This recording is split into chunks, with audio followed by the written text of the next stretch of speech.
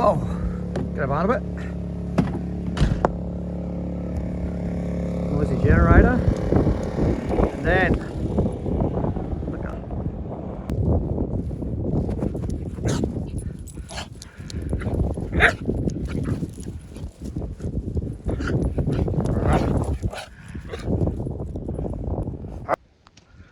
All right, hello everyone. Just, what is it, Sunday, the 23rd of July 2023. And I'm just out walking the dog. There he is. Just watched the sunrise through there, and standing in a slightly different setting again today, down in a bush block down south in WA. Got a million and one things going on, in the head today, or in the mind today, just on this walk. One, well, the most prominent one was just how spectacular that sunrise has actually been this morning. You can kind of see it there. Cows over there in the distance are happy, the dog's happy. Kangaroos that we have seen have been unhappy because the dogs chased them. But anyway, so you're down in one of my favourite locations here. It's quiet, it's isolated, it's cold. It's bloody 4 degrees or 6 degrees according to the weather app. But I suspect with the wind it's probably a couple of degrees below that here this morning. So anyway, cold and brisk, hence why I'm wearing this work branded puffer jacket. Anyway, and my jaw is a little bit seized. My body parts are a bit seized up because it's so bloody cold. But anyway, not here to talk about that. Look at this kind of wicked spot. Mossy rocks, and it's like some kind of, I don't know. Well, it's a sad indictment of the first settlers really, who came through and chopped down these wonderful trees here, some of which may have been, you know, stumps and stumps. And look at that one old there, that old stump there. Would have been attached to a pretty significant old tree back in the day, but anyway, it is what it is. But it does make for a nice setting in the meantime for a quick chat. Maybe the thing I wanted to chat about today was just a follow up, I guess, maybe on a video that I'd recorded, I don't know, some time ago now. Can't remember when it was now, but I've got it somewhere in the history here, so maybe you'll go back and find it. I think I've titled that video something to do with ending toxic relationships. So yeah, go back and watch that video maybe before watching this one, or watch this one first and then watch that one. But anyway, they're all tied together, I guess. Maybe that's my current initial thought, was I'll tie the message this morning together with that one from whenever that was, around toxic relationships. So yes, they are linked, and I guess linked in a sense that last night when I was sitting by the campfire, I'd had, you know, the usual kind of evening. I got the fire going because it's starting to get cold. Got the fire roaring actually. The fire was going, warmed the place up. Got the sun settled in for the evening. Had a pretty active day. He actually had got a bit of a cold, or certainly woke up yesterday with a bit of a cold. Seemingly he's in better spirits today, so hopefully whatever that was there yesterday, first week back at school and all, no doubt he's picked up some bug from his grubby little mates who've all been God knows where over the holidays. But anyway, I've got a sniffle myself. I think that's just to do with the cold more so than anything else. Yeah, so the message today was really, you know, sitting by the fire last night, and as I say, I got it all that set up with the campfire going, and the boys settled into the warm caravan with the heating turned on and whatnot. And then I'm sitting there and I've got a glass of wine in my hand, and I was thinking about some of the interactions that my son and I had kind of earlier in the evening last night, where I was sitting there reflecting, right, on things that I was asking my son to do, and how he wasn't responding because he was seemingly more interested in his technology than he was in listening to me when I'm asking to, I don't know, do whatever it might have been, take his socks off or take his shoes off before he sat on the couch inside the caravan. And, you know, sitting there reflecting while I'm sitting by the fire with this glass of wine in my hand, and thinking, well, Troy, when your son seemingly wasn't listening, or wasn't responding, or just wasn't hearing, wasn't paying attention, you know, stuff of that nature, which is, well, if you know the story of my son, you'll know that he's very much like myself, in that we've both got this thing, or we've both, not, I wouldn't call it a thing, let's say we've both been, you know, we've both got diagnosed with ADHD, so we both have ADHD. So anyway, so I'm sitting there kind of reflecting on that and thinking, well, he hasn't responded all that well. But then I thought to myself, hold on, Troy, what about your responses to the fact that your son wasn't responding to you? And then I'm sitting there thinking, well, yeah, I probably didn't handle it very well. And the me that sometimes pops out, which is the one that's probably not a nice version of Troy or myself, yeah, probably not a nice version of myself, was the one that kind of surfaced. And from there I'm sitting there thinking, well, why is it that, you know, I responded that particular way? And then I'm holding this kind of glass, of red stuff in my hand, and I'm thinking, well, that's probably bloody it. Well, not it in its entirety, a lot of it is actually me, but one of the things that I observed there last night was the fact that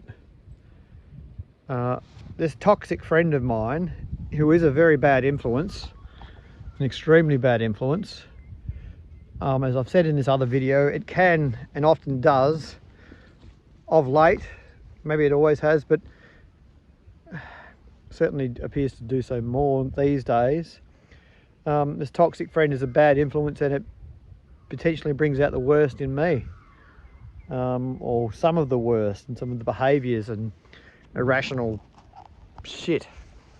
Anyway, so I'm sitting there reflecting on that, glass of wine in my hand, and I thought, sod you, glass of wine, I don't think I need you anymore. And I tipped the whole thing out. I kind of reflected on it more, looking at the empty wine glass, and thought, well, I've got half a bottle of, or 3/4 of a bottle of red there, saving that for tomorrow night. And then I thought, well, do I need to bother exposing myself, or do I need to bother mixing with this friend again tomorrow evening? And I thought, well, maybe I'll give him another go. It might have been a once off. But here I am sitting there thinking, and even just saying now, well, Troy, the pattern that you've kind of just described and the pattern that you were reflecting on last night is a pattern that's been there for more than just, you know, that one occasion. So it has been there on occasions in the past, and what makes you think yourself that it's going to be any different tomorrow? So as I'm sitting there having this micro kind of reflection, I thought to myself, well, I'm right.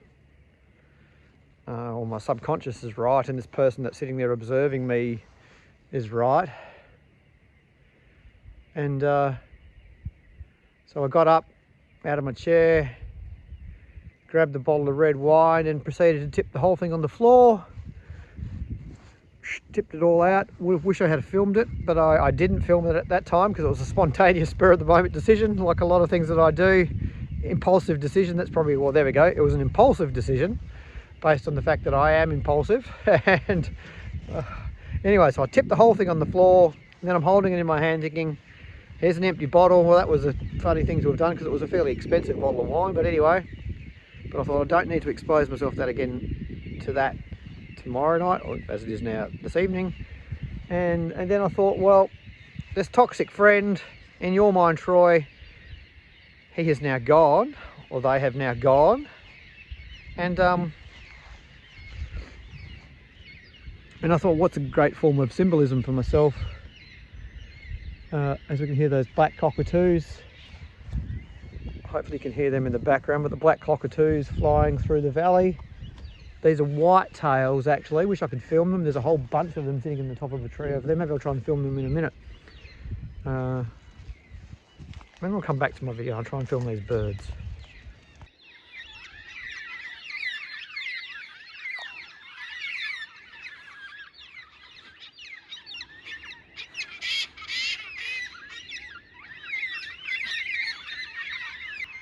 These are, I think these are mostly white-tailed cockatoos, these ones.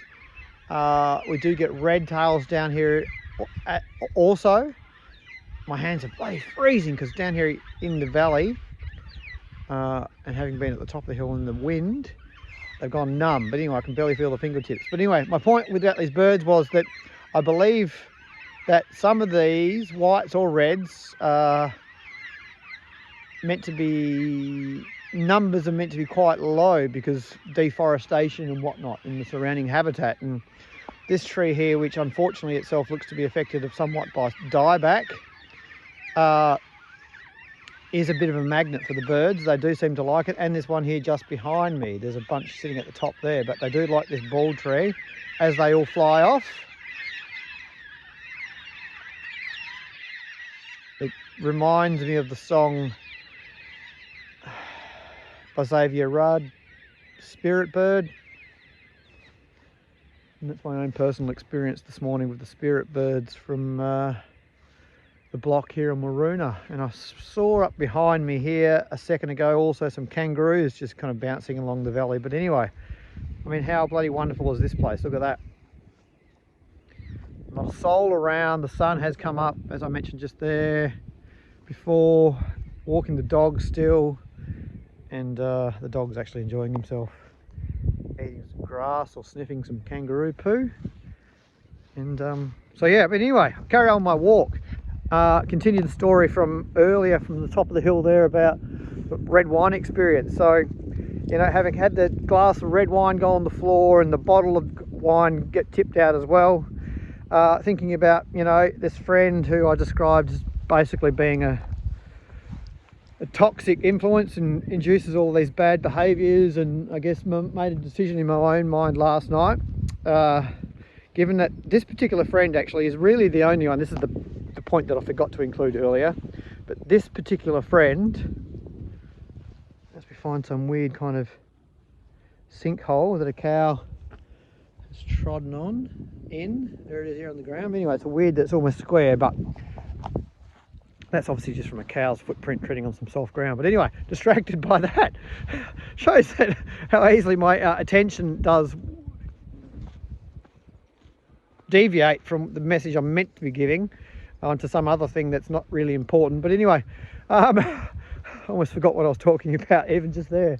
But anyway, so yes, so the part that I forgot to include there was to do with, as my brain's scattered by a million things, my fingertips are cold, my lips are cold. But in relation to the red wine and the metaphor from last night and the toxic relationship, so red wine for me, since the start of this year, and we're now in July, red wine has really been, I guess, the only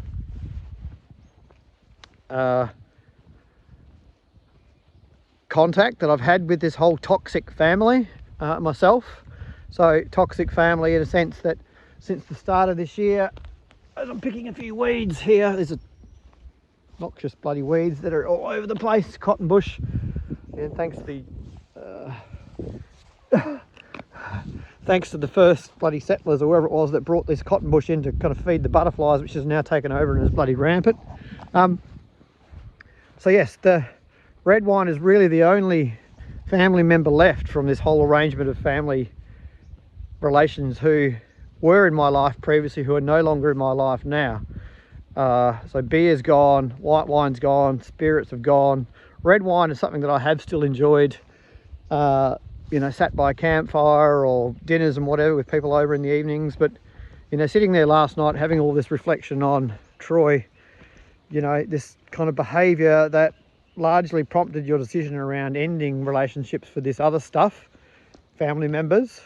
Why is it that you're still holding on to this one thing? And well, there we go. So we made a decision last night that the last, I guess,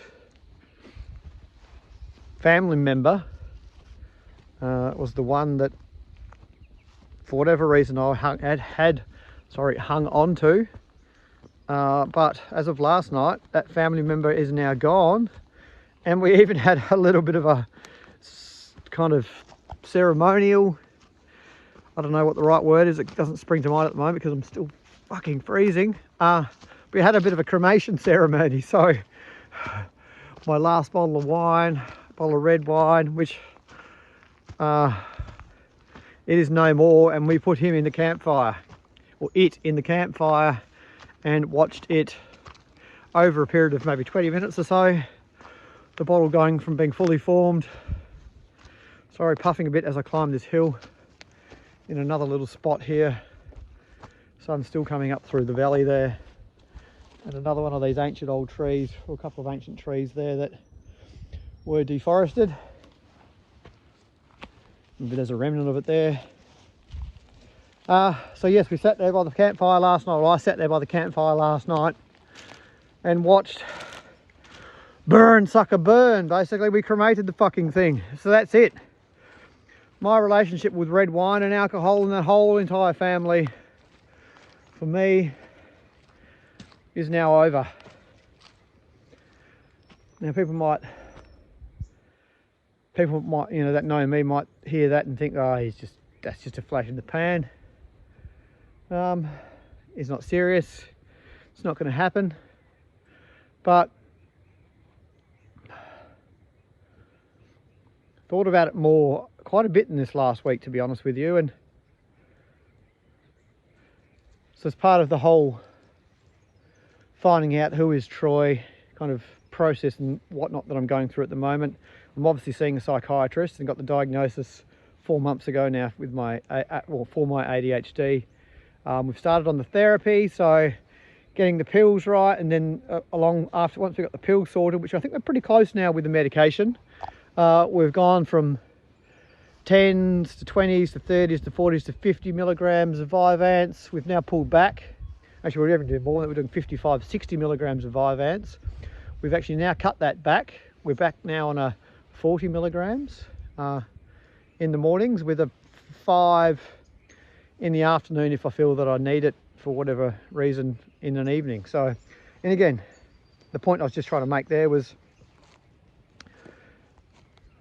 the pills, I think we've pretty much got those right now. So we're now at the point where we're starting to focus on, look at this magnificent tree stump here. It's kind of hard to imagine that someone in their right mind might have decided to chop that bloody big thing down. But anyway, so now we've got the pills right. We are, yeah, focusing on the skills. Life skills, reflective skills, being able to kind of view myself in certain moments and understand more about me and behaviours, and why is it that I do certain things, and why is it that I react certain ways. And so I've been talking to my psychiatrist a little bit about that, but I've also, in addition to the psychiatrist, and a lot of you, so yeah, through my work I have access to an EAP, and it's something that I have tried once in the past, probably 10, 12 years ago, and it was an absolute disaster. In a sense that I was actually the disaster, because at that time I had some stuff going on that I needed to kind of talk, I felt like I needed to talk about, but I just wasn't able to, you know, find the words or find the way to communicate, I guess, the issues that I was having at the time. But fast forward now 12 years later, now I understand more about who is Troy. Some of these things that I'm able to think and process about myself now, I found, and this is the second time I've done it in the last 2 weeks, but I've started talking to the EAP, and the EAP has put me in contact with a psychiatrist. The EAP has put me in contact with a psychologist, and so we have these sessions once a week at the moment on a Wednesday, where we're on the phone for an hour, just chatting away, talking through the different history and whatnot, different bits and pieces, as I just step into the wind and that's fucking cold. You know, in the conversation this week, we talked about a whole range of stuff. Talked about early days as a child, what my upbringing was like, family members, experiences, parents, sisters, siblings, nieces, nephews, uncles, aunties, the whole kind of gamut. We talked about education and my kind of pathway through that, and kind of high level summary to, you know, getting to the point of where, you know, where is Troy now. So as part of that conversation, one thing that came up was to do with, you know, there's a whole series of videos here that I'm going to try and tie in along the way, just to talk about and explain the different parts of my life, because there's many chapters, I guess you would say. That's probably the best way to describe it. Your chapters and different stories. I've always described myself as the butcher, the baker, and the candlestick maker. I'm the kid that dropped out of school when he was 15 years of age, and you know, it would have been predicted to not really have gone very far in his life. I think that's probably a fair assessment, according to my maybe teachers and whatnot at the time, because he was the one that, you know, the stereotypical child at school that in the 80s, in fact I was born in the 70s, so in the 70s and 80s, but 80s is where I did my high schooling, you know, predicted by those teachers at that stage to maybe amount to not a hell of a lot. But hey, I look at myself now and I think, well, I think I've proven a lot of them wrong with the things that I have done and the things that I have achieved. But anyway, rambling and wandering with my story. I want to get back to the whole metaphor. So yes, we you can just see how easily it is for a distracted person like myself to just go off on these different tangents of thought, and you know, you've got a clear message or thing that you are doing and suddenly everything else takes over.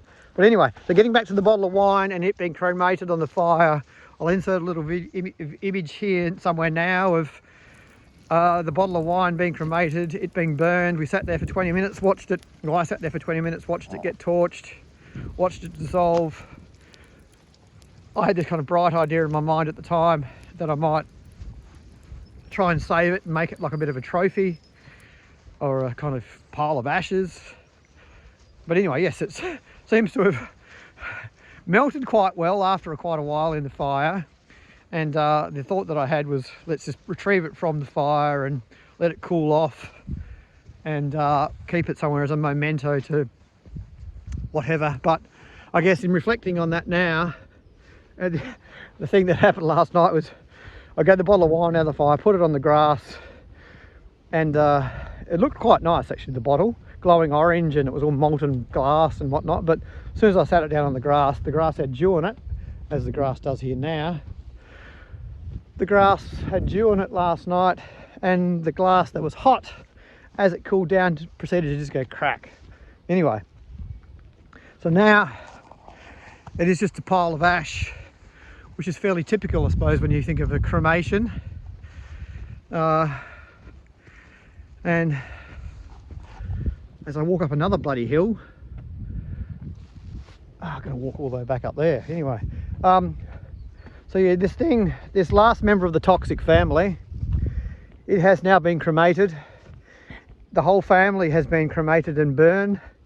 And basically, as far as my life is concerned, at this present point in time, I can't see how it's going to be any different for myself in future, in a sense that, as I've described, maybe in a bit in this video, but certainly in the one to do with the toxic relationship, my experiences with that whole family,